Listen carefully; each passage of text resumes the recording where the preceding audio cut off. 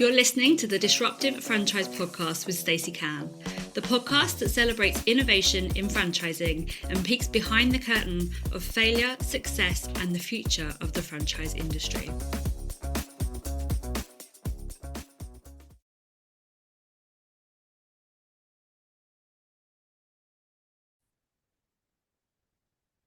Welcome everybody to this week's Disruptive Franchise Podcast. This week I have the pleasure of being joined by Ben and Rachael from your video team. Hi guys. Hello. Good to see you. And you. Thank you for having us. Much in tandem, didn't we? Did. You were very tuned for. I like it. I've obviously done this before. Excellent. Thank you so much for being on. I wanted to get you guys onto the podcast because you've been involved with Disruptive Franchise before. Not only have you sponsored the event, and I think you've photographed it. Photographed it. You guys were photographers, weren't you, for one of the events? Yeah, filmed and photographed an event as well. Amazing. So you guys really do know what that Disruptive Franchise is all about, really. And you were finalists of Supplier of the Year, weren't you? We were. All in 1 year. That was last year. Yeah. I assume we came second. So he tells everyone. I don't have the results from last year. I wasn't responsible. Yes, I'm sure you did. Amazing. Tell us a little bit about your video team.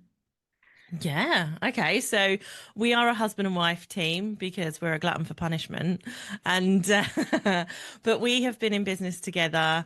We met working and then we've run businesses together. And then your video team was born out of COVID.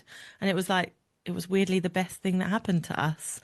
So we turned the business round from weddings and events into corporate. And now we specialise in podcasting, video podcasting, and that's what we do. Yeah. I don't know what else to add. Rachel summarised it well there. Love it. All in a nutshell. Love it. Why video podcasting? Tell me. Because we believe that there is a lot of power in a conversation. That's probably why you started a podcast, to have a conversation. And there's more than just one way for it to be consumed, not just in your ears. Obviously, a lot of podcasts are consumed on the way to work, but more and more people are watching them in front of the TV, like sitting there of an evening and not watching traditional telly. They're going onto YouTube or Spotify to watch them on their TV, on their home devices, on their laptops, on their iPads. And people consume better, or they learn better when they can see things as well. Even if that is just body language, they can connect with the person on there more. And we just wanted to bring that option to everyone. We want to turn everyone into a diary of a CEO, really. So, which is why we went video podcast is what we're going to do. And we've done years of videoing stuff anyway. So it's just really investing in all the sound, microphones and stuff like that, and the studio space to make it a reality. And we're glad to say that we have made it reality, and people are utilising this space and getting bigger and better shows out of it. It's amazing, isn't it? I completely agree with you. That's why we made this a video podcast. And if you are listening to this on Spotify or anything like that, head over to YouTube and you can watch this as a video podcast. I think there is something quite special as well about being able to see people. I've got audio podcasts that I listen to weekly that I love to listen to while I'm cooking the kids' dinner, without being too stereotypical. But equally, to actually sit down and watch and get to know people, I think it elevates that level of trust, doesn't it? To be able to see someone's face, and I use my hands a lot, so I feel a bit restricted if you've only got my voice. So yeah, I completely agree with that. Yeah, body language communicates 80% of what you're saying. So if they can see your body language, they can feel your passion, which is, I think, the best bit about it. Yeah, I completely agree with that. In terms of obviously video podcasting, that is something that is growing, which I'm thrilled about actually, because it's a medium that I really like. But for you guys, why? What do I want to ask in terms of that COVID shift, when you're like, right, okay, we're going to do this? Yeah. So I've seen you film lots of different events. What made you choose to go to podcasting as well? Was it the fact that you had the kit and studio and stuff? What was it that kind of made you go, rather than just being outbound, go to events, film stuff? What made you do that podcast element as well? It was a case that people were coming up to us going, we want to tell everyone our story. We want to teach people things. But we don't know how to structure it or stuff like that. I was like, well, let's just start with a conversation. There were companies that wanted to get messages across to their teams, and the easiest way to do that was at first we were calling it like a news report. Yeah. So when we worked with Coca-Cola, we first of all made them COVID safe, but then they needed to get messages to their team. So we kind of set up a studio space in their factories, and it was like an internal podcast. Yeah, so it was an internal. Although it's not something you would have seen, internally for them to get that consistent message out to their team, and during a time that they needed to still feel connected and the team bring everybody together, it was a really great way. And that ranking kind of system fell out as well. So they had, other messages from the factory workers, they had messages from HR. So everyone got involved in a way that everyone was on a level playing field. It wasn't, look at these people sat in their ivory tower telling us what to do. It was, oh, this person actually gets me because they're doing my job role. Yeah. And so it was a back and forth communication as well, which was great. But I mean, a podcast is for a video podcast is kind of like a buzzword, because all we're doing is creating homemade TV shows. But people aren't searching for that. So why call it that? Let's call it what people are looking for. They're looking for video podcasts. And really, we're just making TV shows for them. We've got the facilities to do that. And we know that when it comes to the short form content, you can take so much short form content out of a 30-minute episode. You could have, potentially you won't, but you could have potentially 31-minute clips. Reality is you'll have 15. But there's 15 strong clips, which are actually a lot more impactful, a lot more view generating, because that's what people want to see and consume. It might not necessarily be about the full episode, the full 20-minute, hour-long episode. It might be just those clips that you get out of it that shows you as the authority and the intelligence that people want us to see, hear, and know from. Yeah, absolutely. There is a podcast, actually, I won't name it, but I really like it. It's a video format, and it's two footballers. And I really love the clips. I very rarely go and listen to the full episode, because they generate so many really good clips through it, that actually the soundbite from the clips is like my weekly, like as it bleeds through my social media, like that's my weekly feel, like I'm happy. Like I've got juicy bits. Yeah, we have one about like, is two, are they brothers? I don't know. Like that do like they quiz each other. So they have the Kaiser Bros. Yeah, I'll say it. I don't mind. They're awesome. And it's like 5 questions, but they have. I didn't realise that it's from an entire podcast episode, but I only ever see those sound bites. But that's enough to fill me with like, oh, what are they? I assume their show is quizzes all the way through, but we've never watched one of their shows. And there's like comedians, there's like radio DJs who just produce clips, and the clips are really powerful for getting eyes on you. But to build relationships, a podcast is one of the best forms. So there's powers in both. We have a passion for it. Paid to be nosy as well. We get to sit in and listen to everyone's conversation. Yeah, you get the inside scoop on everything, right? Because you're listening while they're doing their thing. Like that's I'm a nosy. The whole podcast here was created because I was quite nosy, and it drives me crazy to like see someone on stage and be like, "You're a finalist, you're a winner." The end. Yeah. I know everything. I know everything from accounting to family law to menopause. It's kind of like all these conversations that I'm part of, and I'm like, yeah, let's go. And a lot of it, like the behind the scenes things as well. Like we know the ins and outs of people's lives, and it's actually become a really personal thing, and a really, like, we are a family business, but we're also really family orientated, of just like literally opening our arms to everyone. So anyone who walks in here, the kettle's on straight away. There's biscuits, there's sandwiches, there's like beforehand, it's whatever you want. Oh, we've got it. I'm getting it for you. We don't make the sandwiches. No. Far from that. We get the sandwich lady to bring them. But it's really important for us that, like, you are talking and opening up in front of us, and although not all of it is aired, the conversations that happen in these rooms are really personal. So we want you to feel like this is also a really safe space, and we've got you. Yeah, we've got minutes to get somebody relaxed in front of a camera, and it's not multiple hours of time to get it all perfect. We like you, try and do most of it in one take so we can share it in its rawest form, but what I feel is also its best form. So yeah, there's a nice way that we try and relax people when they come in here, because it can be quite daunting with the lights and cameras. Yeah, I should have come to you for this. Could have got the tea and biscuits out. Yeah, we'll have to part to it, and you have to come down. Yeah, I'm up for that. I think what you said there as well actually is quite important to relax people in front of the camera, because that rawest form, like we're recording this as one conversation. And I think in a world where we, however you feel about AI, it's here to stay. It does a great job of different things. But the one thing that we will always have above AI is that personal connection, right? And actually to be able to put something out in its entirety, as much as we want to consume so many like clips and bits and pieces like that, but actually to be able to go to the source of the conversation and for people to listen to this, I think is still something that will need to continue, but it will always hold a special place, because it's something that we could have got AI to generate a conversation for us, but it's not how we feel inside.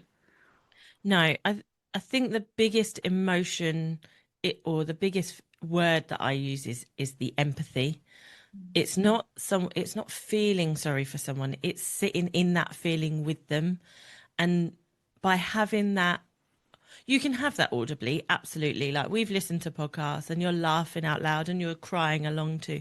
But actually almost sitting there physically with that person is also really important. And like you say, AI can't do that. They can prompt you to feel toward that, but they can't make you feel that. And that's where tone and spacing and all these sorts of pauses and things of where conversation come in are really important. And again, why this connection is really There's a lot of power in a pause, which AI doesn't know about.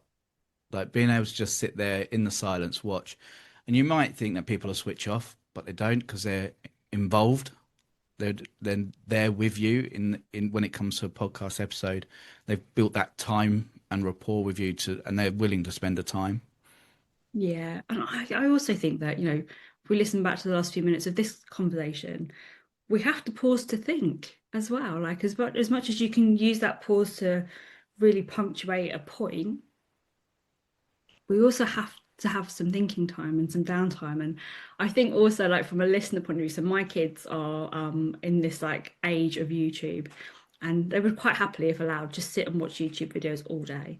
And it's people talking 100 miles up, and I don't it's exhausting. Yeah. It's because they don't pause to breathe.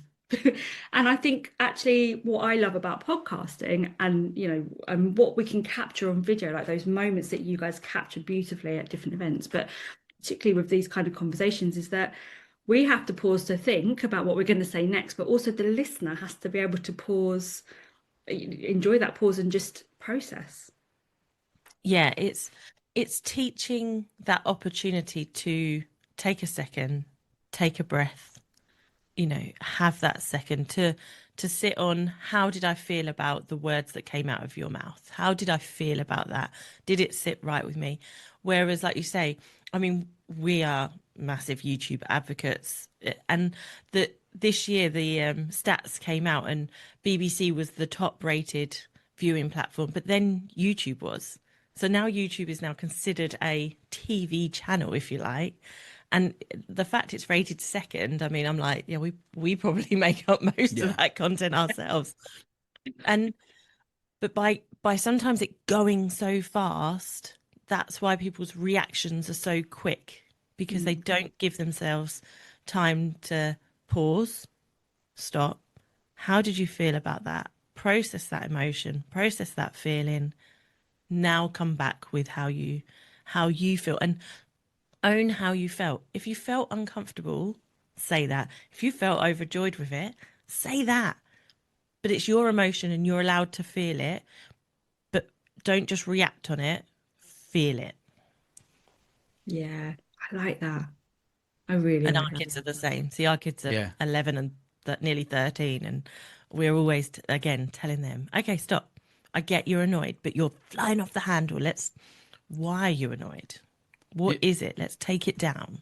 Yeah, and you see a shift with the content that's being put out. Look at the biggest YouTuber on the planet, Mr. Beast. 3-4 years ago, it was that constant no stop, no silence. Let's go, go, go, bang, bang, bang, all in your face.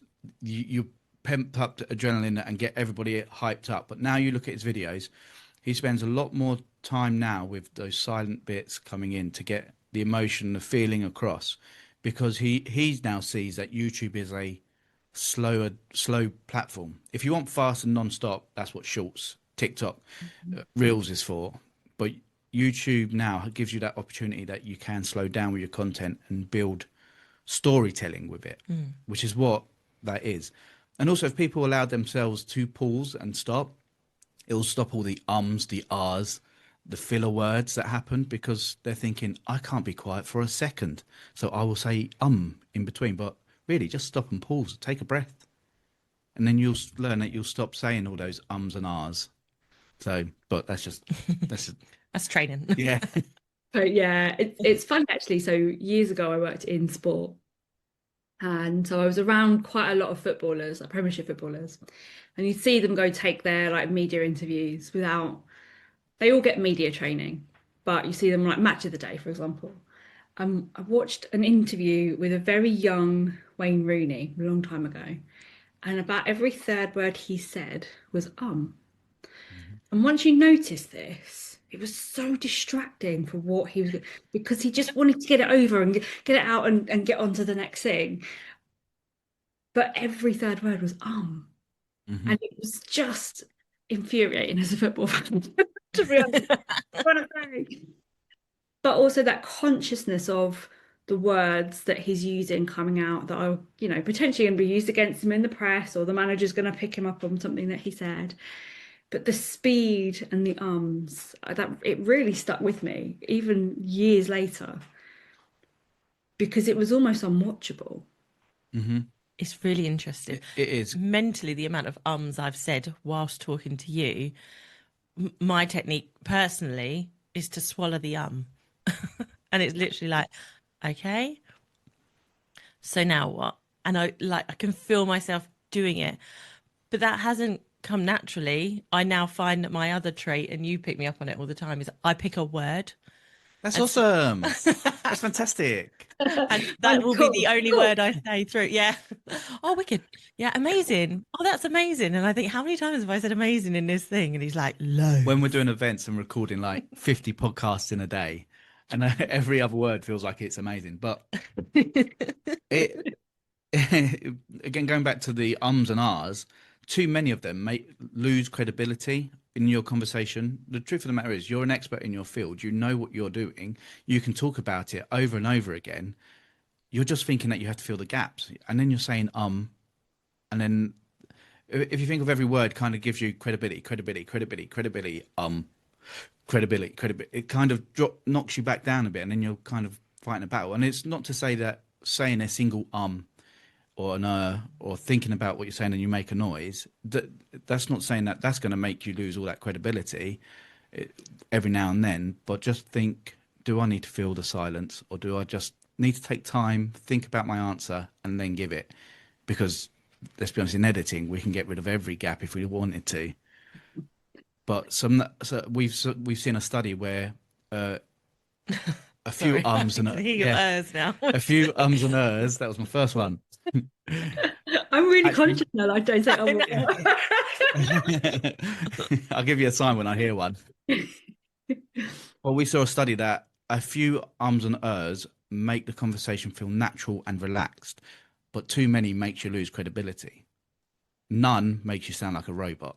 Yeah. So you've got a battle still, which again, that sounding like a robot makes you lose credibility, lose trust more, because you're sounding too robotic. You don't, with the other end, it's not the trust, it's really the likability. They don't like you because they don't believe what you're saying, because you don't have confidence in what you're saying. Yeah, absolutely. And that is kind of what happened with me and Wayne Rooney, because I listened to him and went, I don't really like you. There's a more personal history though. It's not really that personal. Wayne Rooney has this thing. I'm an Arsenal fan. There's history, but it's funny, isn't it? I notice actually with the medium as well. Like when I'm if I jump onto an Instagram story, I'm an because I haven't thought about what I'm going to say because I like that to just be off the cuff, quite natural. It's like quite on purpose. But because I haven't thought this is the point that I want to make, and I know that I'm just having a chat, there's many more ums and ahs because of Yeah. that. The other word to think about is think. And we pick this up a lot when we have a day where we have a VIP content day and you spend the day with us. And part of that is having podcast experience. The amount of experts we have in here, and you are an expert in your field. The amount of people that would say, I think, da da da da da. And you're like, no, you don't think that. You know that. And you know that because you're sat here telling us. So I think podcasts are the way to go. That's not true. I know they are because that's my field and I'm an expert in that. So it's just maybe looking to reframe it, and it's saying it's not about opinion either. It's from my studies because they are what we see. Because I'm not telling you that podcasting is the only way to go, because there's plenty of copywriters out there that would say blogs are the way to go or email campaigns are. And you know what? They're right too. What it is finding your right. Yeah. So for our right and for people we work with, and we do that, we proof check them beforehand. We say to them, what's this going to do for you? What do you want the results to be? Actually, you're better off getting your story across in writing. Podcasting isn't the way to do that. Video podcasting isn't the way to do that. If it is, this is what it's going to do for you. And we know that because we see these results. So it's knowing what you're talking about, because you do know it. Don't tell everyone maybe and think. It always comes back to messaging, doesn't it? Like being consistent in the messaging and being concise in the messaging, whether that's franchise recruitment or filling classes or how you're going to like get your message, like the medium of the message. It's so important to have the intention. Yeah. Working with franchises, and we've done a fair amount of work now. I'm quite proud to say the amount of franchisors and franchises, and I always get it all wrong and whichever, but I'm learning. I am getting there now. The messaging that you have, whether it's from baby dancing, what that's going to do for the development, the physical, the emotional, the singing, what that's going to do. This. And then when it's your franchisors, say why you should sell that franchise and why you should buy a franchise in that area, because of what it's going to give you as a family, but what it's going to give that area, what it's going to give your children, your future, the future of the children in that area as well, the opportunities. All of this stuff. Own all of that stuff and get that message out there and let people see you.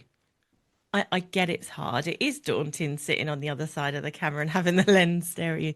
But that's why it's worth investing in a team that can make you feel calm, make you feel comfortable.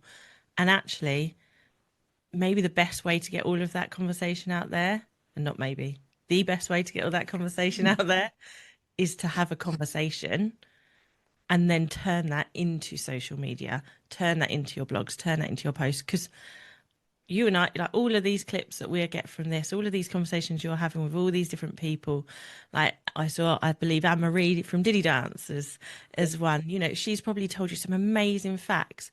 Well, that can then go out as its own marketing for her. Those elements are what you can take from a conversation. Yeah, absolutely. I love that. We're very aligned, which I really like. Got a question for you though. So if we could wave the wand and you guys could do anything without knowing that you absolutely wouldn't fail, because you talk really passionately about podcasting there and messaging and things like that. So I'm really interested to see where you're going to go with this. But if you knew for sure 100% you couldn't fail at something, what would you guys do? Build an Iron Man suit. Yeah, No, only joking. Like, I know where I'm going, and I'm like, I didn't know you were going there. I'd build bigger, better more fantastical studios. We'll be shooting a lot more than just podcasts. We'll be shooting documentaries and movies. Oh, That's what I'll be doing. And build an Iron Man suit on the set. And a romantic, maybe with a camera in it to help you filming so that you can expense it. Nice. I like that. I like that one. God, that's gonna be on the vision board now. All these drone rules, I'll be flying it myself. I won't. I'm scared of heights. But I'll just build the suit. But Hover if you at 4 could foot maybe off the ground. That's it. See, I was going for the pod van. Yeah. See, although I do, well, the pod van is a vision that we've got where we will travel the country with our what originally is going to be a camper van, but I now feel like this might be a bus, a tour bus of us, and it'll have a studio in it, and we come and see everybody, and we go, come on, tell us your story, and we just travel the country and Europe, potentially the world in our pod van, and that's what we do because I just want to get everyone else's stories out there and provide them the platform to do it. I like that. I really like that. Copyright your in 2025. Yeah, copyright it. I haven't got time to rip it. It's fine. But yeah, maybe put a copyright on it. Yeah, I like these on these podcasts. We've had some really interesting thoughts, but I like the pod van. I kind of prefer the pod van to the Iron Man suit. I'm really sorry, Ben. I'll put a microphone in it and we'll record podcasts in it. If you could combine them somehow, that would be great. Maybe the Iron Man suit then lifts up the bus and makes it easier for you to just take it. I don't know. I don't know. Like there's an element of realism and dreamism here, and which is right. There should always be both. With the that passion to get everyone to tell their story, where's it from? So that one's a really good question. I think I've always had a history. Like I come from a very conversational family. We have always been really open. We have all those conversations. And so I implore people to do that because I've learned so much through it. And that's from anything from, when we used to watch Corrie as kids and you're like, why is Sarah Platt doing that, Mum? And what would you do if I came home and was pregnant at 13? To now with our children, like, do you understand what this means when they come home and say words from school? And we're like, do you actually know what that means? Like, oh my God. But then explaining it, talking about it. And again, with business, like, well, why does that work for your business, but not yours? Having those conversations are really important. And but I also love to help people. I love to love people. And so if I can have that conversation, so I find out more about you and then stick it on a platform to get you out there because actually the world needs to know about you, I'm down for that one. Good answer. I was proud of that answer, but I'm going to give my own one. So for me, Rachel says she's more of a conversationalist. I'm much more of a listener. And I've seen sometimes the power of just listening, like as, I don't know if it would be like you're listening to what we've got to say and hopefully it's helpful for everyone else that's listening. But I've seen people cry because they've managed to get something off their chest because I've sat and listened. I've seen people laugh because they've managed to get over something because they spoke to me and I've listened. I've not necessarily fixed the problem. I'm not solving the problem, but people don't need problems solved. They need to just express. And Stephen Bartlett said it on one of his podcasts, like it's sticking in the mud with them or staying in the mud with them. They have this problem. They don't need the problem fixed. You're not going to fix the problem in a conversation. What you're going to do is be there so they can get it off their chest. And it gives them a different view on things. It gives them a different sight because they've managed to say it out loud, pull it into the world, and then they can go, I know what to do next. Or they go, I'm ready to talk to someone else about it. I'm ready for the next. That line has been crossed so they can move forward. So yeah, from listening and hearing people and also hearing their stories, not many people are going to write a book, but they've got a lot of stories to tell. So being able to listen to them share those stories. And again, through podcasting, I've seen 3 people write books because they've had conversations. I've sat and listened to them have conversations and they've been able to use that to make more things happen. It's really powerful. Really powerful. And a great combination between you to have like that conversationalist and that listener. Like I can see why the dynamic between you actually works so well from a business point of view, because actually you both have very similar but very different approaches from an origin point of view. From a mental health perspective, so I'm trained in mental health first aid. And one of the first things they teach you in mental health first aid is to be an active listener. Because if you're an active listener, instead of waiting to talk and say your thing, which we always do, don't we? Like, oh, what am I going to say next? How can I show empathy? Actually, the power in pause and listen is phenomenal. It literally can be life changing. And I think what I was thinking actually while I was listening to you there, Ben, was that I'm not surprised people have been able to get stuff out and then go on and be empowered to write the book, because I think we always feel so unworthy. Like we come from a place of like my lived experience, who cares what I've got to say? I'm unworthy of. Whereas actually, if you find somebody who is able to unlock those fears of worthiness by truly listening and helping you have that conversation, suddenly we realize that the tiger's not going to jump out and eat us if we just get it out. And that's so freeing. Yeah, you said a line there where you went, "Who cares for what I've got to say?" Mm. Flip it. Who needs to hear what you've got to say? Yeah, absolutely agree. Yeah.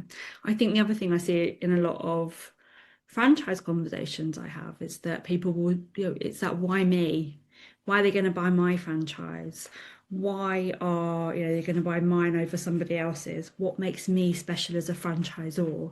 It's like you as a person makes you special. You are unique and you are individual, and we need to celebrate that rather than hide behind the fact that you're not the big competitor, or like whatever that perception is. I think it's so inbuilt in us as to it can't be I'm not self-worth, whereas yeah, you're absolutely right. Flip it, like literally, why not you? And Hmm. that's a Yeah. really powerful way to start every day, isn't it? Like, why not me? Yeah. We're all taught in business, like, what's your USP?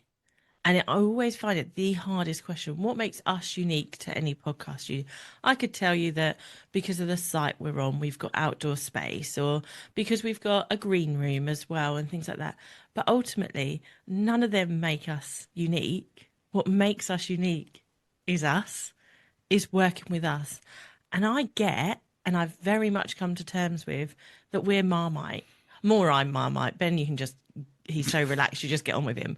But, but I'm Marmite. And if you don't like me, okay, that's all right, because there is another space that you can go and use. The uniqueness of your video team is us, is our partnership, is the dynamic that you've said we have. So if you want to work with that, doors open, kettles on, biscuits are out if Ben hasn't eaten them all. Because normally we've eaten all the biscuits ourselves, but and that's who we are. We just want to have a laugh. We want to know your entrance song. So the minute you walk through our door, we're powering it up on full blast, and you feel like because the days you spend with us, they are only about you. And that's the USP, us, about you. Love it. I really love it. And that really shines through in talking to you, because you do have your approach. You are who you are. I think it's so important for us to not get so hung up on everyone's got to like us. There's billions of people in the world. You can't like everybody. You can't work with everybody either. And I really salute that, Marmite, because actually, if you tried to speak to everybody and you tried to work with everybody, nobody would know who you are. Because that message that we were talking about a little while ago just gets so watered down while we're trying to be liked. Actually, what we need to do is we need to go out and be ourselves with confidence and embrace whatever comes our way as a result of that, I think. Yeah. Yeah. And I mean, that lesson, it's not an easy lesson, like, and not one that we've found quickly. It's been cemented more recently, and funnily enough, by a group that we've been in. Danny Wallace is Queen Bee, who obviously you've got speaking. Oh my Yeah. goodness. Like the amount of times she's like, be audacious, be you, take up space. You are on this planet to take up space. Like, that's been cemented in us more, and that worthiness of ourselves. We've found a few communities that have taught us that, and we're like, and stick with those communities. And she has one that will, if you can be at the Disruptive on Awards on Friday, and like, or be at the Disruptive Awards and you can see her and you've seen her, then oh my goodness, like, you'll get it, because she takes up space big, bold and beautifully. Absolutely. I was really thrilled actually to have her there, because I love what Danny does. She's very good at putting people at ease and championing everyone's individual right to take up space. And I think that actually, as we go forward into this like crazy world where AI is coming for us and all the rest of it, actually the best thing you can go and do is take up spaces yourself. Yeah. Because otherwise there's no one else like you.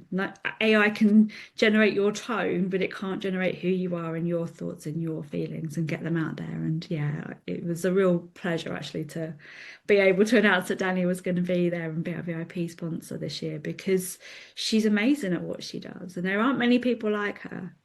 Not that I know. She's trying to make an army of them. Yeah. But oh yeah, she'll succeed. She's on her way. Yeah. Brilliant. Guys, if anyone is listening to this kind of going, yeah, these are my people, the best ways to get in touch with us, we are on Instagram at YVT_UK, but ultimately LinkedIn is our, we've got our personal platforms. So I'm Rachel Bryant and Ben Bryant. Yeah. LinkedIn is the reach out as well. We do have websites, Facebook and all of that jazz. Yeah. YouTube, you can find us again with at YVT_UK. You can see a lot of work that we've done, a lot of people that we've worked with on there, and kind of stuff that we do. And yeah, just send us questions, ask us things, and we'll give you answers, because we've got nothing to hide. So No. yeah, we'll tell you anything. Coffee and a cool and a slice of cake on the side, and we're there for you. Love it. Absolutely. Guys, thank you so much for joining me this week. We'll put all of the links in the show notes, so people can just go down to the show notes and click and come and find you. Please do go have a chat with them, because they are amazing. That's it for this week. Thank you so much for joining us. Hope you've enjoyed the episode. We'll see you next time.